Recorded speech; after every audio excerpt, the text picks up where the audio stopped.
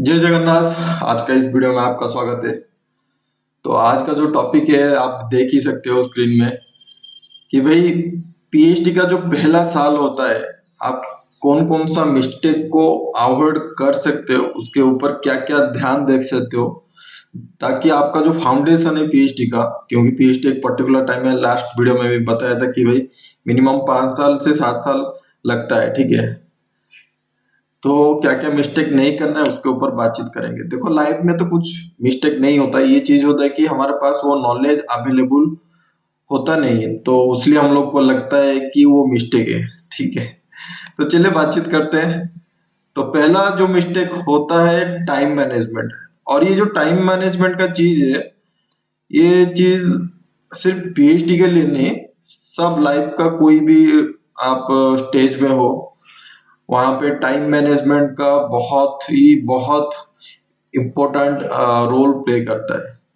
तो जैसे कि आप देख सकते हो कि अगर आप पीएचडी में एंट्री कर रहे हो और पहला साल में आप क्या क्या चीज में आप स्ट्रगल करोगे, जैसे कि टाइम बैलेंस करने के लिए आपका कोर्स वर्क रहेगा, उसके बाद खुद का रिसर्च टॉपिक ढूंढना पड़ेगा।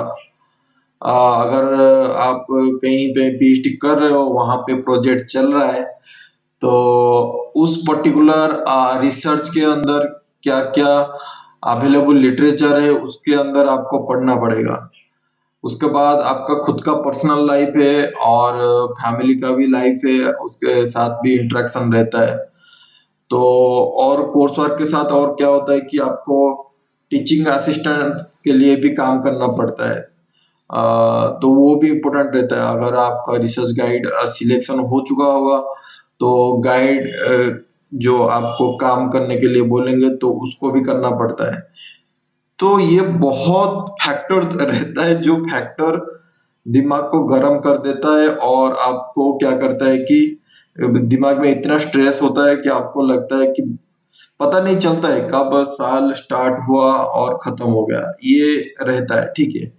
तो टाइम मैनेजमेंट बहुत इंपॉर्टेंट है, तो उसको कैसे करेंगे टाइम मैनेजमेंट को, उसके बारे में नेक्स्ट पॉइंट में हम लोग देखेंगे, ठीक है। उसके बाद प्रोक्रास्टिनेशन को आपको अवॉइड करना पड़ेगा। प्रोक्रास्टिनेशन क्या होता है कि लास्ट मिनट मिनट तक आपको कुछ काम करने के लिए वेट नहीं करना चाहिए। जैसे कि अगर आप रिसर्च लाइन में हो, पीएचडी लाइन में हो, तो ये तो कंपलसरी है कि आपको तो कोर्स वर्क करना पड़ेगा।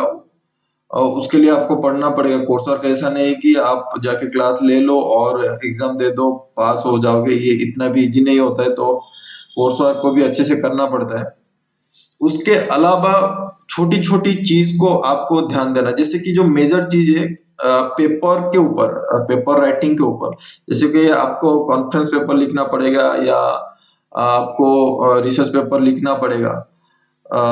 उसके पहले आप क्या करते हो, जब रिसर्च टॉपिक डिसाइड हो जाता है तब क्या करते हो कि आप देखते हो कि कितना रिसर्च पेपर अपना रिलेटेड फील्ड में, रिसर्च एरिया में है, उसको जाके आप पढ़ते हो। आप सिर्फ पढ़ते ही रहते हो, पढ़ते ही रहते हो, और टाइम चला जाता है। ये आप पढ़ते ही रहते हो। आपको मैं बोल रहा हूँ ऐसा नहीं, मैं भी इस तरह का काम किया था, ठीक है। टाइम मैनेजमेंट के ऊपर मैंने कभी ध्यान ही नहीं दिया था, ठीक है। पीएचडी जब ज्वाइन किया था स्टार्टिंग में, क्योंकि उतना आइडिया नहीं था कि टाइम मैनेजमेंट करना चाहिए। लेकिन पीएचडी खत्म करते करते आपको पता चल जाएगा कि टाइम मैनेजमेंट का कितना इम्पोर्टेंस होता है, ठीक है। अभी अगर स्टार्टिंग में अगर नहीं करोगे, पीएचडी का फर्स्ट ईयर से वो छोटी छोटी चीज को अगर आप इम्प्लीमेंट नहीं करोगे, तो कुछ नहीं, समय आपको सिखा देगा, ठीक है।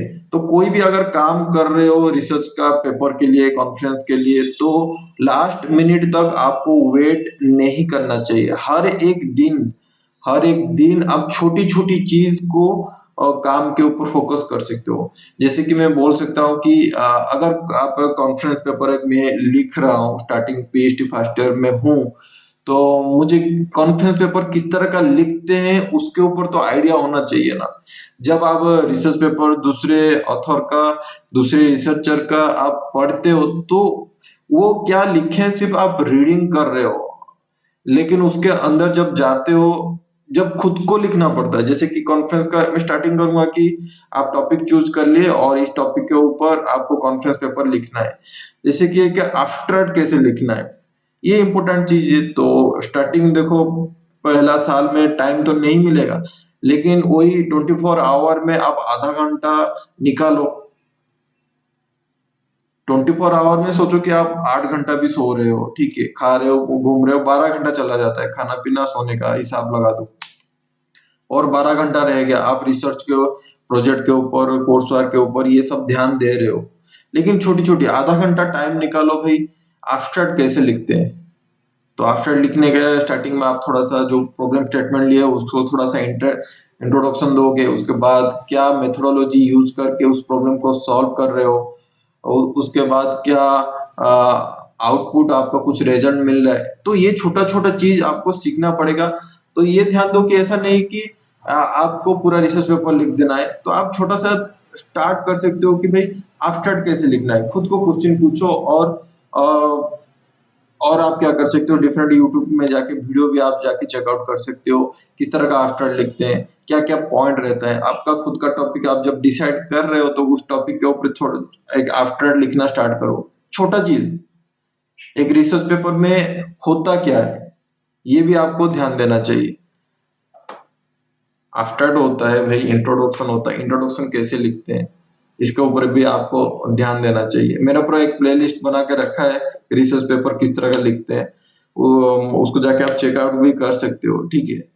तो ये चीज अगर आप 2 साल के बाद स्टार्ट कर रहे हो, या 3 साल के बाद स्टार्ट कर रहे हो पीएचडी का, क्योंकि ये जो जर्नी है ना पीएचडी का, इतना काम रहता है स्टार्टिंग का 1-2 साल में। आप पूरा क्या होता है कि आपको पता नहीं चलता है कि जो मेजर फोकस है उसके ऊपर फोकस करना है। अगर कोई मास्टर डिग्री से रिसर्च पेपर लिख रहा है या कॉन्फ्रेंस पेपर किया है खुद से, तो उसको आइडिया होता है कि क्या होता है। लेकिन हर एक स्टूडेंट को नहीं होता। जैसे मुझे पता नहीं था, मैंने मास्टर डिग्री में मैंने रिसर्च काम किया था अच्छा खासा, उसके लिए थीसिस लिखा था मास्टर डिग्री के लिए। लेकिन कभी कॉन्फ्रेंस पेपर या रिसर्च पेपर लिखने के ऊपर कभी ध्यान नहीं दिया था। अभी फर्स्ट ईयर में जब चला गया उस टाइम में भी वो ध्यान नहीं दिया था, क्योंकि कोर्स वर्क था। उसके अलावा बहुत कुछ मेरे साथ तो हुआ है। मैं मतलब ऐसा नहीं कि हर स्टूडेंट के साथ होता है, स्पेशली मेरे साथ वो हो गया। मतलब जब गाइड सिलेक्शन हो गए, तो गाइड सिलेक्शन होने के बाद जो मेरे रिसर्च गाइड थे, उनका 1 साल के बाद देहांत हो गया, मतलब मौत हो गया। तो जिस एरिया में मैं रिसर्च काम कर रहा था, उनका नाम है डॉक्टर एन सी नायक। बहुत अच्छे असिस्टेंट प्रोफेसर थे। बहुत कुछ सीखने को मिला था उनसे भी। तो उस टाइम में आपके साथ मेरा साथ क्या हुआ मुझे पता नहीं था। मतलब 2018 में मैं ज्वाइन किया था, 2019 का एंड तक मुझे पता नहीं था मैं अभी किस एरिया में रिसर्च करूं। तो कुछ भी हो सकता है। सोचो कि किसी का फैमिली में कुछ चल रहा है, वो भी अफेक्ट कर सकता है, पर्सनल लाइफ का भी चीज अफेक्ट करता है। तो जब भी आप पीएचडी अगर कभी भी ज्वाइन कर रहे हो, तो ये ध्यान ध्यान में रखना है कि जो मेन फोकस है, क्योंकि आपको अल्टीमेटली मुझे तो पीएचडी खत्म करना है, तो उसके लिए तो रिसर्च पेपर लिखना है ना। तो एक रिसर्च पेपर को कैसे लिखते हैं, छोटा छोटा चीज को कैसे जानना है, एक्नॉलेजमेंट किस तरह का लिखते हैं, रिसर्च फंडिंग के बारे में इंफॉर्मेशन लिखना है, रेफरेंस किस तरह का लिखते हैं, छोटा छोटा चीज को आप लिख सकते हो। छोटा सा मतलब अगर जब रिसर्च टॉपिक आपका डिसाइड हो गया, एक छोटा सा मतलब क्या, 10-12 पेज 15 पेज का आप रिसर्च पेपर लिखो। मैं एक प्लेलिस्ट में बनाया था कि how to write a research paper, जो कि मैं चैट जीपीटी को लेके लिखा था। तो उसको जाके देख सकते हो, सीख सकते हो छोटा छोटा चीज, ताकि आगे जब अ, खुद का काम के ऊपर जो मैथमेटिकल इक्वेशन लगा के, क्योंकि बिना मैथमेटिक्स का रिसर्च पेपर तो होता नहीं है, और उसमें क्या क्या सॉफ्टवेयर सीखोगे वो भी ध्यान आएगा। तो जब तक आप रिसर्च के अंदर खुद नहीं घुसोगे, खुद का रिसर्च पेपर लिखने के लिए, आप तो दूसरे लोगों का रिसर्च पेपर पढ़ोगे, अच्छा खासा पढ़ोगे, और आपको लगेगा कि नहीं ये वाला मैथमेटिक्स में सीख लेता हूँ, उसके लिए आप डिफरेंट जाके बुक को पढ़ोगे। तो वहां पे टाइम जाता है, ठीक है। तो आपका 2-3 साल इस तरह का पता नहीं चलेगा, और आप रिसर्च पेपर लिखने के ऊपर फोकस ही चला जाएगा। और जब आप रिसर्च पेपर खुद पहला टाइम आप लिखोगे, समझ रहे हो तो, और जब सबमिशन करोगे तब आपका आएगा नंबर 3, क्या है? ओवर कमिटिंग नहीं, और ओवर रिएक्टिंग एक तो था पॉइंट, वहां पे आ जाएगा, ठीक है। ओवर रिएक्टिंग होगा, मतलब आप रिसर्च पेपर सबमिशन कर रहे हो और आपका पेपर रिव्यू में चला गया, कमेंट में आया, वहां पे आपका रिजेक्ट हो सकता है, या मेजर रिवीजन में चला जाएगा, उसके बाद भी रिजेक्ट होता है, तो तब आपको बहुत डिफिकल्टी लगेगा। लेकिन अगर स्टार्टिंग साल से ही आप आधा घंटा दे के, हर एक दिन का आधा घंटा दे के अगर आप थोड़ा थोड़ा सा सीख के आगे जा रहे हो, तो 1 साल 1.5 साल के बाद आपको डिफिकल्टी नहीं लगेगा कि एक रिसर्च पेपर किस तरह का लिखते हैं। उतना आइडिया तो दिमाग में आपको आ ही जाएगा, अगर हर हर एक दिन आपको आधा घंटा राइटिंग कैसे लिखते हैं उसके ऊपर अगर फोकस करोगे, ठीक है, तो आगे जाके वो स्ट्रेस जनरेट नहीं होगा कि 3 साल 4 साल 5 साल हो गया पेपर पब्लिश नहीं हो रहा है, ठीक है। वो होता है, पर एक एक टाइम मेरा साथ तो हुआ है, मैं जब 3 4 साल हो गया, एक ही पेपर पब्लिश हुआ था, दूसरा वाला क्योंकि मेरा गाइडलाइन के हिसाब से 2 पेपर का जरूरत था, तो एक पेपर तो हो गया था, दूसरा पेपर रिजेक्ट हो रहा था। तो मेरा दिमाग खराब हुआ था उस टाइम में, अच्छा खासा 5 6 महीना, मतलब हर एक दिन कैसे जा रहा था मुझे भी पता नहीं था, पूरा डिफिकल्ट स्ट्रेस लेवल में आपका जाएगा। तो अगर आप स्टार्टिंग से ही छोटा छोटा चीज को आप समझ के जा रहे हो, तो आपको वो डिफिकल्टी फेस नहीं करना पड़ेगा, तो प्रोक्रास्टिनेशन तो करना ही नहीं है, लास्ट मिनट तक काम को रुकना ही नहीं है।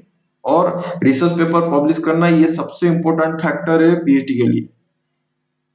आप मिनिमम कंडीशन सेटिस्फाई करो या ज्यादा से ज्यादा रिसर्च पेपर लिखो, लिखना तो पड़ेगा, वो कंपलसरी, उसके बिना पीएचडी पास होना नामुमकिन है, कोई भी पास नहीं कराएगा, ठीक है। उसके बाद हम लोग और एक पॉइंट देखेंगे कि ओवर कमिटिंग। तो पहला साल में अगर आप ओवर कमिटिंग करते हैं, मतलब आपका जो टाइम है खुद के लिए ना निकाल के, वो जो एक दिन का 24 घंटा का 10 12 घंटा आप सो भी लो, अगर वहां पे आधा घंटा भी अगर अपना रिसर्च पेपर के लिए आप इनपुट नहीं दे रहे हो, तो सोचो कि क्या हो रहा है आपके साथ, क्योंकि आप बाकी चीजों में इन्वॉल्व है, प्रोजेक्ट का काम में फंस जाना, और टीचिंग ड्यूटी रहता है, एक्स्ट्रा करिकुलम एक्टिविटीज रहता है, जैसे कि अगर आपका रिसर्च गाइड कोई फैकल्टी डेवलपमेंट प्रोग्राम चला रहा है, वो रहता है 1 हफ्ते का, 15 दिन का फैकल्टी डेवलपमेंट प्रोग्राम रहता है, या कॉन्फ्रेंस अरेंज करता है, तो उसका जो बर्डन जो होता है, मतलब बर्डन नहीं बोलूंगा, बर्डन तो वो जो आपका रिसर्च गाइड है उनके ऊपर रहता है, लेकिन वो आपको काम देते हैं, वो एक अच्छा चीज है, उसको सीखना जरूरी है, क्योंकि आगे जाके आप भी वही फैकल्टी डेवलपमेंट प्रोग्राम खुद करवाओगे, और जो अगर कॉन्फ्रेंस करना चाहते हो, तो आगे जाके खुद को कॉन्फ्रेंस कैसे करना है, तो वो एक लर्निंग प्रोसेस है, वो सीखने को तो मिलेगा, लेकिन ज्यादा काम में फंसना नहीं है, ये एक ध्यान दो। अगर पीएचडी 100% पास होना है तो, मैंने पहले वीडियो में बताया था, 100 स्टूडेंट से सिर्फ 10 स्टूडेंट ही पीएचडी पास होते हैं इंडिया में, क्योंकि आगे जाके अगर आप डिप्रेशन में चले जाओगे, जो कि होता है रियलिटी में, तो उसके अंदर नहीं जाना। सिर्फ एक ही चीज, अगर आपके पास रिसर्च पेपर हो जाता है, जो मिनिमम कंडीशन जो 2 रिसर्च पेपर चाहिए स्कोपोस का या एससीए का, या आपका जो यूनिवर्सिटी का गाइडलाइन है वहां पे जो देते हैं, अगर वो 2 हो जाता है, तो आपके दिमाग से बहुत कुछ अच्छा रिलैक्स फील होता है, उसके बाद आप और रिसर्च पेपर लिख सकते हो, ऐसा मना नहीं है। तो जितना भी ओवर प्रोजेक्ट काम कर रहे हो, टीचिंग ड्यूटीज दे रहे हो, एक्स्ट्रा करिकुलर दे रहे हो, उसके अलावा हर एक दिन छोटा छोटा सा टाइम स्लॉट आप निकाल के खुद का काम के लिए आप जरूर इन्वेस्ट करो, जो कि रियलिस्टिक गोल है। पीएचडी के लिए, पीएचडी के लिए एक ही गोल है, कोर्स वर्क तो पास करना पड़ेगा, ये तो प्रोसेस चलता रहेगा, लेकिन एक स्टूडेंट का पर्सपेक्टिव से रिसर्च पेपर लिखना बहुत इंपॉर्टेंट है। और उस मतलब पेपर लिखने का जो स्टाइल है, मतलब उसका लिखने का टेक्निक है, उसको आप सीखने का भी टाइम लगता है, तो छोटा छोटा चीज करके आप लिखना स्टार्ट करो।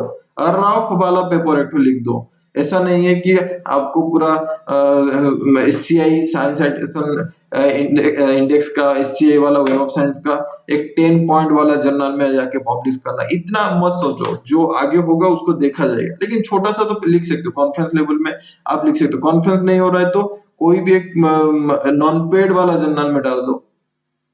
पेड वाला जर्नल करके कुछ फायदा नहीं, पैसा दे के जर्नल में पब्लिश करना कुछ फायदा नहीं है। आप नॉन पेड वाला कर सकते हो। बहुत जर्नल अवेलेबल है जो कि पैसा नहीं लेते हैं, लेकिन उसका जो स्कोपस और वेब ऑफ साइंस का इंडेक्सिंग नहीं रहता है, लेकिन दूसरा वाला इंडेक्सिंग रहता है और वहां पे पैसे नहीं लेते।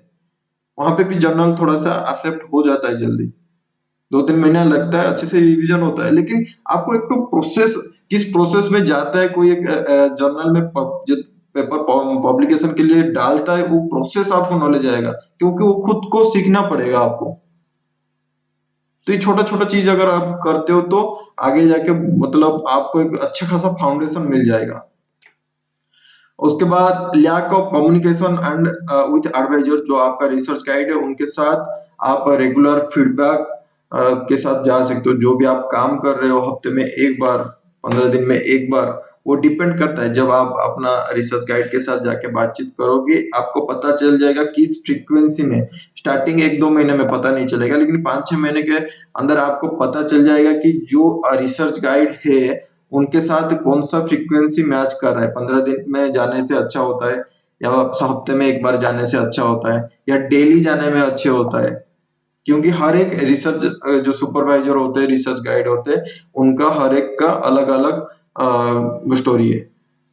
तो वो क्या पसंद करते हैं उसके हिसाब से आपको एक तो पता चल जाएगा कि इतना टाइम के बाद मैं जाता हूँ तो चल जाता है, मतलब मेरा कुछ खुद का काम है और मैं उस काम को जाके मतलब रिसर्च पेपर लिख रहे हो, या कुछ नया मैथ मतलब कुछ नॉलेज गेन कर रहे हो, उसके ऊपर बातचीत करना है और उसको कैसे सॉल्व करना है, कुछ प्रॉब्लम को, उसके साथ जो रिसर्च गाइड के साथ जब बातचीत करते हो तो रेगुलर फीडबैक जरूर लो। और ये कम्युनिकेशन बहुत जरूरी होता है। और कम्युनिकेशन जब आप करोगे अच्छा खासा रिलेशनशिप अपना रिसर्च गाइड के साथ डेवलप होता है। अगर आपको लगेगा कि आपका रिसर्च गाइड के साथ पड़ता नहीं है तो आप उस हिसाब से डिस्टेंस मेंटेन कर सकते हो कि भाई 15 दिन में एक बार जाऊं, 1 महीने में एक बार जाऊं, लेकिन जाना जरूरी है। जो आपका रिसर्च गाइड है उनके साथ कम्युनिकेशन रखना जरूरी है। और एक चीज, आप किसी को हेल्प नहीं मांगना चाहते हो, आपको लगता है कि मैं एक इंट्रोवर्ट हूं तो मुझे डर लगता है जाके किसी को हेल्प मांगने से, वो क्या सोचेगा मेरे बारे में, पीएचडी करने के लिए आता है आया है और उसको कुछ पता नहीं है। ऐसा नहीं है भाई, लाइफ का 50 साल भी हो जाएगा ना, मुझे पता नहीं, मुझे अभी 34 एज हुआ है। 50 साल का टाइम में मुझे मेरा क्या प्रॉब्लम होगा मुझे पता नहीं है। तो उस टाइम में भी अगर मुझे जरूरत मिलेगा तो मैं हेल्प मांगूंगा। हाँ, ये अलग बात है जब आप दूसरे के पास जाते हो, अपने दोस्तों के पास जाते हो, रिसर्च गाइड के पास जाते हो या सीनियर के पास जाते हो, आप हेल्प मांगते हो।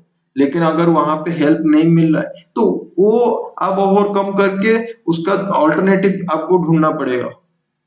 अगर आप हेल्प मांगने के टाइम में अगर हेल्प मिल जाता है तो ये तो बहुत अच्छा बात हुआ ना।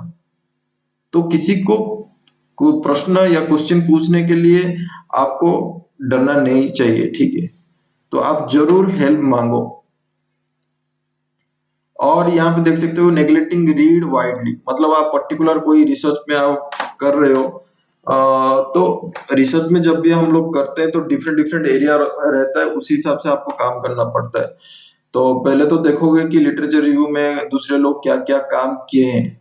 उसके बाद आपको खुद को डिसाइड करना पड़ेगा कि आप जो काम करोगे वो काम को कर पाओगे कि नहीं।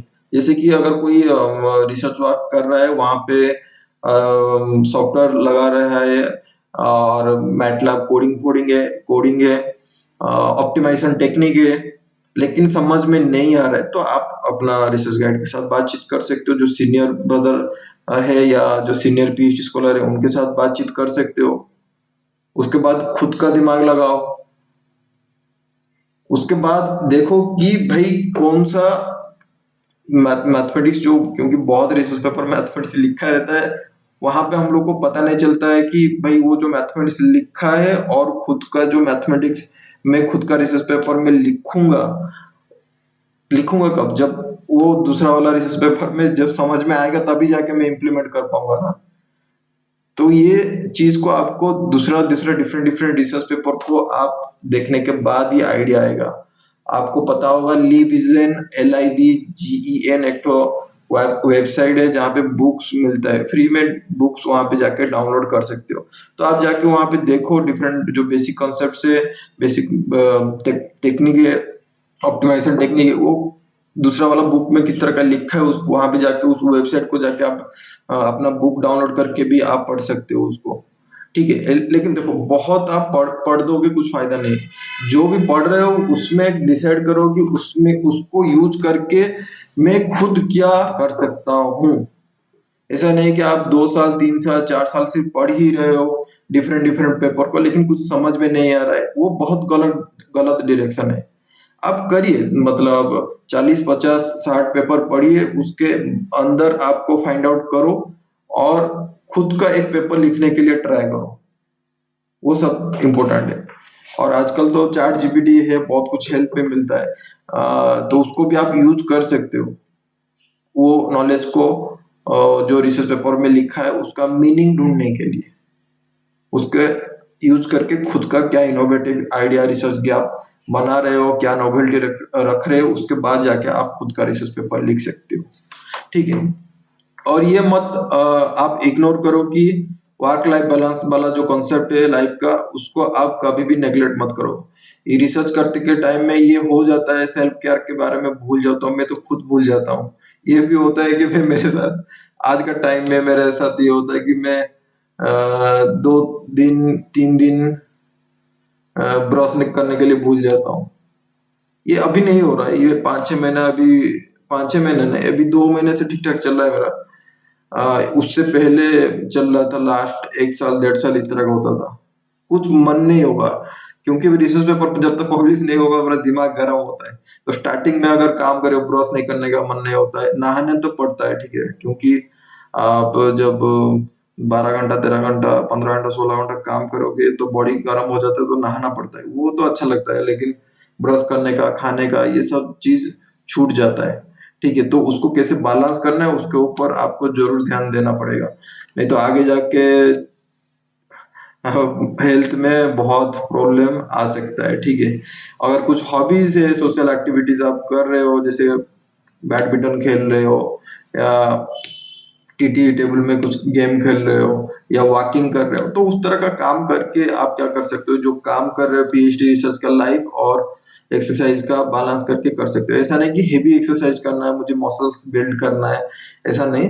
नॉर्मल वाला एक्सरसाइज करके 10 15 मिनट 20 मिनट आधा घंटा ही, उससे ज्यादा नहीं देना है। ठीक है, अगर आपका पसंद है एक्सरसाइज करना, बॉडी बिल्डिंग करना, आप कर सकते हो, ठीक है, लेकिन उसका फैटिक आपका काम में भी नजर आएगा। ठीक है, अगर आप हेवी एक्सरसाइज कर रहे हो तो आपको उस तरह का सोना पड़ेगा, 8 घंटा 9 घंटा सोना पड़ेगा, अच्छा खाना पड़ेगा, तो रिसर्च के लिए आपका टाइम वहां पे इन्वेस्टमेंट कम हो जाएगा। ठीक है, तो बैलेंस वाला एक्सरसाइज कीजिए और आपका रिसर्च में आप अच्छा खासा टाइम दीजिए। ठीक है, और एक चीज है कि अनरियलिस्टिक एक्सपेक्टेशन, यही चीज मैं बोल रहा था कि जब आप रिसर्च पेपर पहले बार लिख रहे हो और सबमिशन कर रहे हो और आपको लग रहा है कि भाई मेरा 1 महीने में क्यों नहीं हो रहा है, मुझे भी अभी भी कमेंट आता है, कमेंट कमेंट सेक्शन की, भाई कोई एक ईमेल किया था मुझे, ठीक है, ईमेल किया था, वहां पे लिखा था कि भाई 1 हफ्ते में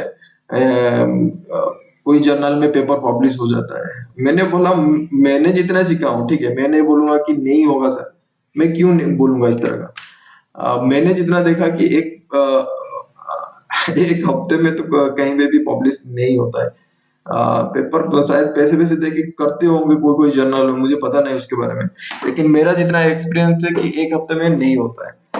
तो इस तरह का अगर आप सोचोगे कि मैं अभी पेपर लिख दिया, क्योंकि पेपर लिखने का टाइम पहला फास्ट पेपर जब लिखोगे तो अच्छे से अगर कर रहे हो तो मिनिमम तो 1 साल लग जाता है। ठीक है, पहला पेपर जब अच्छे से लिख रहे हो खुद का, बिना चैट जीपीटी यूज करके, कॉन्सेप्ट को समझने के लिए आप यूज कर सकते हो, लेकिन जब लिखावट है उसको अगर आप खुद लिख रहे हो तो अच्छा खासा टाइम, एक साल मिनिमम लग जाता है। ठीक है, पीएचडी ज्वाइन करते करते अगर आप स्टार्टिंग का हर एक दिन आधा घंटा दे के कुछ लिखने के लिए ट्राई कर रहे हो तो एक साल लग ही जाता है। ठीक है, एक अच्छा वाला पेपर लिखने के लिए अगर वहां पे आप सबमिशन कर रहे हो और एक्सपेक्ट कर रहे हो कि भाई हफ्ते में क्यों नहीं हो रहा है, अभी तक क्यों, वो मतलब रिव्यू प्रोसेस में एंट्री नहीं हुआ है, वो भी टेंशन लगता है। ठीक है, मतलब पेपर जब आप सबमिशन कर लोगे तो वहां पे आपको एक्नॉलेजमेंट लेटर मिल जाएगा एक तो ईमेल के थ्रू से कि वो लोग पेपर आपका रिसीव किए, उस तरह का मेल आ जाता है।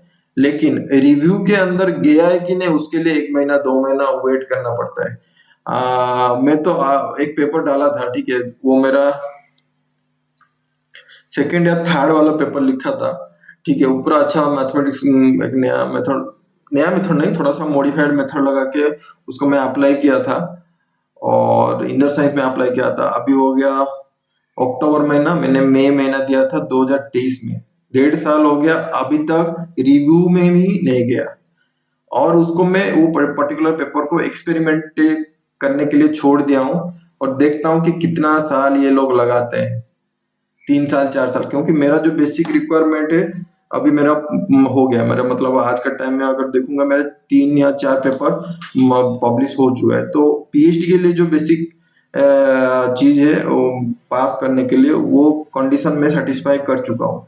लेकिन एक्सपेरिमेंट तो नहीं करना छोड़ूंगा ना, क्योंकि रिसर्च पेपर किस तरह पब्लिश होता है, क्या चल रहा है, ये सिस्टम किस तरह का चल रहा है। कोई अगर 20 साल 30 साल अगर रिसर्च वर्क कर रहा है उसको आइडिया होगा कि भाई क्या चल रहा है डिटेल में।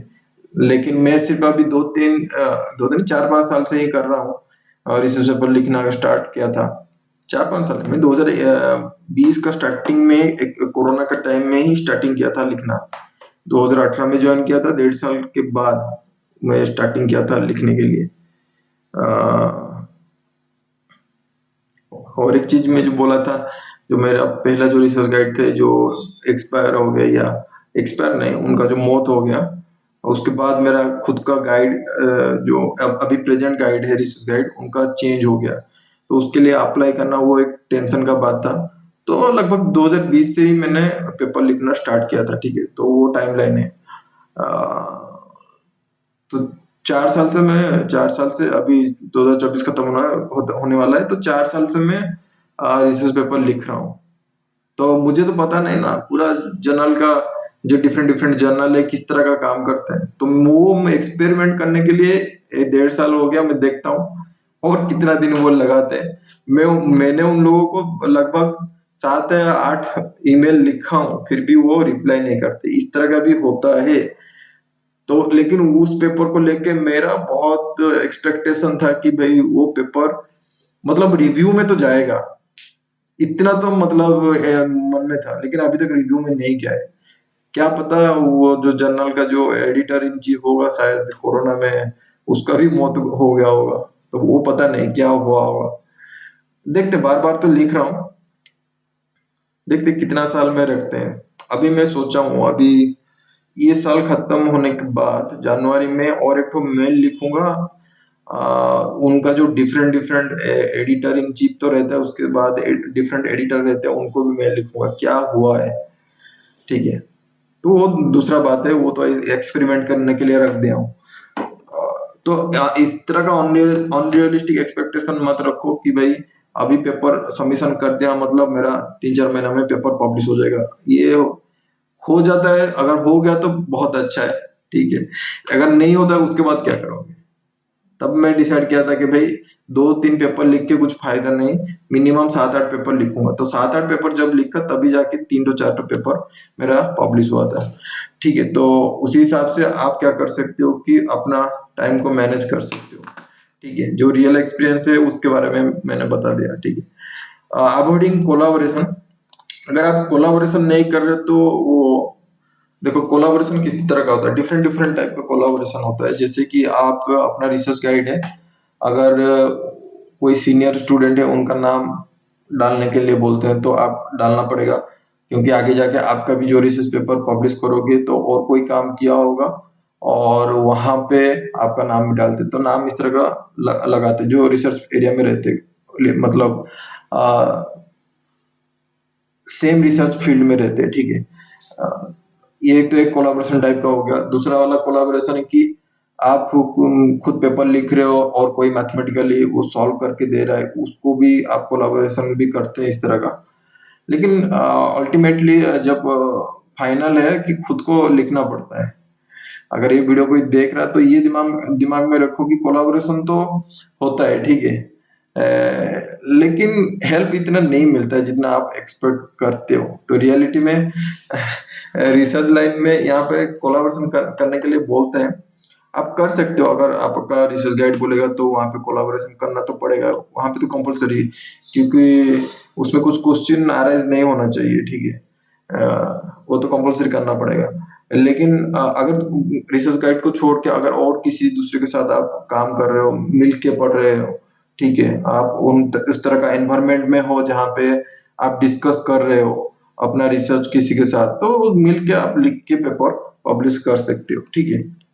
या आप रिसर्च गेट के थ्रू से आप किसी फॉरेन का ऑथर के साथ कोलाबोरेशन कर सकते हो। जैसे कि आपका कुछ डाउट है कुछ पर्टिकुलर सब्जेक्ट का, पर्टिकुलर जर्नल का, कोई पेपर का, उस डाउट को आप देख रहे हो तो समझ में नहीं आ रहा है, तो आपको क्या अप्रोच लेना है? आप रिसर्च गेट में जा सकते हो, पर्टिकुलर ऑथर जिस उस पेपर का, उनके साथ बातचीत कर सकते हो। अगर वो मिलता है, उनके उनसे रेस्पॉन्स मिलता है तो बहुत अच्छा है, अगर रेस्पॉन्स नहीं मिलता है तो नहीं मिलता है, तो वो टाइम टेकिंग चीज है, ठीक है। ऐसा नहीं कि आप अभी आप उनको एक तो ईमेल लिखे, क्योंकि हर एक जर्नल में अगर देखोगे तो कॉरेस्पॉन्डिंग ऑथर का ईमेल एड्रेस रहता है। उनको डायरेक्ट लिखोगे कि भाई ये मैं रिसर्च पेपर पढ़ रहा था, ये सब मैं समझ गया, ये पर्टिकुलर चीज को ये समझ नहीं पा रहा, क्या मुझे आप एक्सप्लेन कर सकते हैं क्या? तो ये ऐसा नहीं कि एक हफ्ते के अंदर वो रिप्लाई दे देंगे। जो एक्टिव रिसर्चर होता है वो दे देते हैं, ठीक है। मैंने इस तरह का 3-4 बार मेल किया था, लेकिन मुझे मिला नहीं था, ठीक है। मिला नहीं था मतलब इमीडिएट रिस्पॉन्स नहीं मिला था कि एक हफ्ता, एक महीना, 2 महीना। मुझे मिला था लगभग 1 साल, 1.5 साल, 2 साल के बाद। और उस टाइम में मैं उसको भूल गया था कंप्लीटली। जो जिस रिसर्च पेपर के ऊपर काम कर रहा था उसको छोड़ दिया था, ठीक है। तो कोलैबोरेशन करना एक लेंथी प्रोसेस है, तो वो जब आप रिसर्च करते हो तो आपको कोलैबोरेशन करने का चांसेस भी मिलेगा, ठीक है। लेकिन अगर डाउट आते हैं तो आप मेल लिख के पूछ सकते हो। फेल्योर टू डेवलप की स्किल आप जरूर डेवलप करना पड़ेगा। की स्किल क्या है? आपको रिसर्च पेपर पब्लिश करना है तो राइटिंग, कॉन्फ्रेंस में प्रेजेंट करना है, नेटवर्किंग कर सकते हो। जो रिसर्च पेपर को पढ़ते हो तो डायरेक्ट उनका जो कॉरेस्पॉन्डिंग ऑथर है उनको जाके ईमेल कर सकते हो। देखो, एक जर्नल का जा रहे हो, वहां पे एक तो रिसर्च पेपर आप देखें, रिसर्च पेपर में 4-5 ऑथर है। ये मत सोचो कि एक जो कॉरेस्पॉन्डिंग ऑथर है उनको डायरेक्ट में मेल कर दिया तो वो रिप्लाई करेंगे। जितना भी ऑथर है ना, सबको मेल कर दो, ताकि जो ओरिजिनल ऑथर वहां पे सॉल्व किया होगा, पेपर का मैक्सिमम काम किया होगा, समझ रहे हो, तो मैक्सिमम काम किया होगा, शायद वो रिप्लाई करेंगे। ये बात उस टाइम में मेरा आइडिया नहीं था दिमाग में, जब मैं पीएचडी स्टार्टिंग में भी जो पेपर पढ़ रहा था, उनको ईमेल लिख रहा था, तब मुझे आइडिया नहीं था, ठीक है।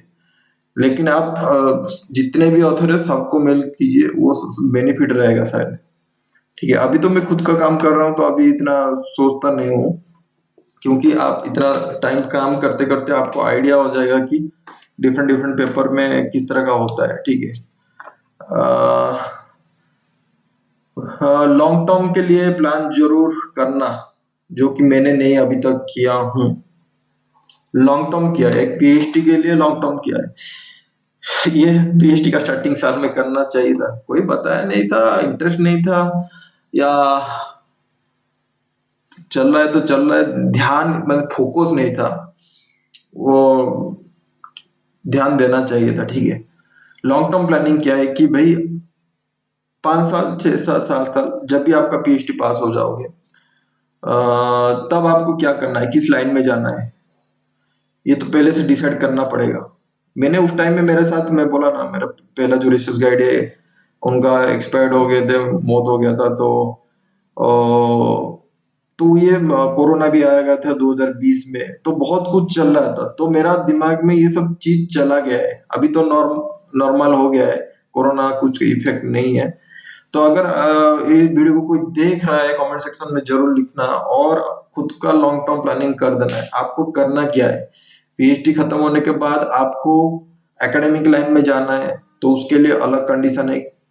क्या कंडीशन है कि एकेडमिक लाइन के जाने के लिए वही सेम चीज, जैसे कि आप बैचलर डिग्री कर रहे हो तो वहां पे गेट एग्जाम दे रहे हो या नीट एग्जाम दे रहे हो, वही सेम चीज जब आप असिस्टेंट प्रोफेसर के लिए अप्लाई करोगे, प्राइवेट हो या गवर्नमेंट का हो, आपको सेम चीज रिक्वायरमेंट होगा। ठीक है, गवर्नमेंट में तो जरूरी है वो, आप आईआईटी को तो छोड़ दो, एनआईटी आईआईटी में इतना नहीं होता। एनआईटी का लेवल से स्टेट लेवल कॉलेज, सब कॉलेज में आपको रिटन टेस्ट देना पड़ेगा। अगर स्टार्टिंग एंट्री पॉइंट कर रहे हो असिस्टेंट प्रोफेसर में, आपको फिर से देना पड़ेगा गेट का सिलेबस का रिटन एग्जाम। तो अगर बीच बीच में अगर टाइम मिल रहा है तो आप पढ़ाई के ऊपर फिर से फोकस करो, क्योंकि अल्टीमेटली जब भी आप कोई असिस्टेंट प्रोफेसर जिस कॉलेज में पढ़ा रहे हो, जैसे मैं मेरा बात बोलूंगा कि मैकेनिकल इंजीनियरिंग का स्टूडेंट हूँ, तो मैं जाके मैकेनिकल इंजीनियरिंग का जो बीटेक में बैचलर डिग्री में है, उनका सब्जेक्ट को मैं पढ़ाऊंगा, तो ऑब्वियसली उसके ऊपर अभी तक नॉलेज है कि नहीं, ये भी मेरा चेक करने का दायित्व रहता है। तो वही चीज वो टेस्ट करते हैं। ऐसा नहीं कि पीएचडी पास हो गया मतलब मुझे मिल जाएगा, ऐसा नहीं होता है। वही सेम चीज आपको क्या करना पड़ेगा कि रिटन टेस्ट देना पड़ेगा अगर आप गवर्नमेंट में जाना चाहते हो। प्राइवेट में अलग कंडीशन है, वहां पे रिसर्च के ऊपर ज्यादा फोकस करते हैं टॉप वाला प्राइवेट कॉलेज में, और क्या क्या रिसर्च काम किए हो और आगे जाके रिसर्च किस तरह का लेके जा सकते हो उसको आप चेकआउट करते हैं। और अगर पोस्ट डॉक जाना चाहते हो तो आपको उस तरह का कोलाबोरेशन करना पड़ेगा, पूरा फोकस कर देना है। अगर पोस्ट डॉक करना है तो कॉलेज से जो भी हेल्प मिलेगा या ना मिलेगा वो तो दूसरा बात है। पोस्ट डॉक अगर बाहर जाके करना है, तो जितना भी रिसर्च पेपर पढ़ रहे हो, वो रिसर्च पेपर का जितना भी ऑथर है सबको मेल लिखो। ठीक है, कि भाई मैं आपका रिसर्च पेपर पढ़ा और ये चीज मुझे समझ में आया, थैंक यू नोट एक ठो भेज सकते हो। और अगर देखो उनका प्रोफाइल जाके देखो, मतलब पहले तो आप मेल लिखोगे ना हर किसी को, हर एक पेपर का डिफरेंट डिफरेंट ऑथर रहेगा, तो अगर 50 पेपर देख रहे हो तो 50 ऑथर को आप 50 पेपर का मिनिमम 200 ऑथर होंगे, तो 200 ऑथर को मेल लिखोगे। जो जो रिप्लाई दे रहे हैं उन ऑथर के साथ आप कॉन्टैक्ट बना के रखो, और उनका प्रोफाइल देखो, वो कहाँ पे है, किस देश में है, किस पोस्ट में है, वहां पे एसोसिएट प्रोफेसर है या प्रोफेसर है, तो उनके अंडर पोस्ट करने के लिए आप बातचीत कर सकते हो। तो वो पूरा स्टार्टिंग से करना पड़ेगा, लॉन्ग टर्म प्लानिंग समझ रहे हो। तो अगर पोस्ट करना है उतना मतलब इम्प्लीमेंट करना पड़ेगा। रिलेशनशिप जब तक बिल्ड नहीं होगा ना, और रिलेशनशिप एक महीना 2 महीने में नहीं होता है, जो रिलेशनशिप जब तक लंबा नहीं होता है तो तब तक आप पूछ नहीं सकते हो कि मैं आपका अंडर पोस्ट करता हूँ। आप पूछ सकते हो लेकिन रिप्लाई इतना स्ट्रांग नहीं आएगा वहां पे। अगर आप इंडस्ट्री में कर रहे हो तो आप जिस प्रॉब्लम में काम कर रहे हो उस प्रॉब्लम को कहाँ कहाँ कौन सा इंडस्ट्री में उसका एप्लीकेशन है, उनको जाके बातचीत कर सकते हो, ईमेल कर सकते हो कि ये रिसर्च वर्क किया हूँ, इस मैं इसमें कर रहा हूँ, क्या आपका इंडस्ट्री में कुछ है रिसर्च। सोचो कि सप्लाई चेन मैनेजमेंट के ऊपर कोई मैनेजमेंट का कर रहा है, तो सप्लाई चेन मैनेजमेंट वाला कंपनी ढूंढो, वहां पे आप देख पूछो उन लोगों को ये पर्टिकुलर रिसर्च इस तरह का मैं काम किया हूँ, आपका कोई अगर है तो उस तरह का हम लोग रिसर्च कंडक्ट कर सकते हैं, कोलाबोरेशन कर सकते हैं। ये आपको अप्रोच रखना पड़ेगा, ये लॉन्ग टर्म प्लानिंग के लिए। ठीक है, तो ये सब चीज आपको देखना चाहिए, फोकस करना चाहिए जब आपको पहला साल में ही हो। ठीक है, पीएचडी का स्टार्टिंग में हो, तब से ही इसको आपको क्या करना चाहिए कि फोकस करना चाहिए। छोटा छोटा चीज, आधा घंटा, 1 घंटा से ज्यादा मत देना, क्योंकि course work, research project, personal life, जो आपका टीचिंग आवर है, वो सब होके टाइम लगता है। तो छोटा छोटा आधा घंटा टाइम रखो, स्लॉट रखो, इस स्लॉट में ये काम मैं करूंगा बैठ के। मुझे ईमेल लिखना है, मैं जो पेपर पढ़ रहा हूँ उस पेपर का ऑथर को मैं ईमेल लिखूंगा, उनको एक थैंक यू नोट भेज सकते हो। तो आप पढ़ रहे हो तो उस पे उसको जाके आप क्या कर सकते हो, ईमेल लिख सकते हो। तो एक डिसाइड करो कि हफ्ते में एक बार 2 बार मुझे लिखना है, तो एक तो डायरी मेंटेन कर सकते हो, उसके हिसाब से आप आगे जा सकते हो। ये लॉन्ग टर्म प्लानिंग के लिए मतलब आपको बहुत बेनिफिट देगा, ठीक है। तो इतना ही बताना था फर्स्ट ईयर में, अगर आप इस तरह कर रहे हो, ये कोई मिस्टेक नहीं है, कॉमन मिस्टेक मतलब नहीं, ये चीज पता नहीं होता है, मुझे तो पता नहीं है इसमें। आपको पीएचडी खत्म होते होते बहुत कुछ लगेगा कि ये सब मिस्टेक होगा शायद, लेकिन पता नहीं होता है, ये सबसे वही चीज है, ठीक है। कोई बताने वाला नहीं होता है, आपका क्यूरियोसिटी नहीं होता है। जैसे शायद मैं यूट्यूब में जाके सर्च करता है डिफरेंट डिफरेंट चीज को, लेकिन उतना टाइम मेरा नहीं है, टाइम मैनेज में खुद नहीं कर पाया, ठीक है। जो खुद नहीं करते दूसरों को वही चीज बोलते हैं ना, ऐसा होता है जिंदगी में, और क्या। और ठीक है, अगर वीडियो को अच्छा लगा तो आप लाइक कर सकते हो, दोस्तों के साथ आपका शेयर कर सकते हो, चैनल को सब्सक्राइब कर सकते हो। आज के लिए इतना ही। जय Jagannath, lords of love from Odisha. See you in the next video, bye.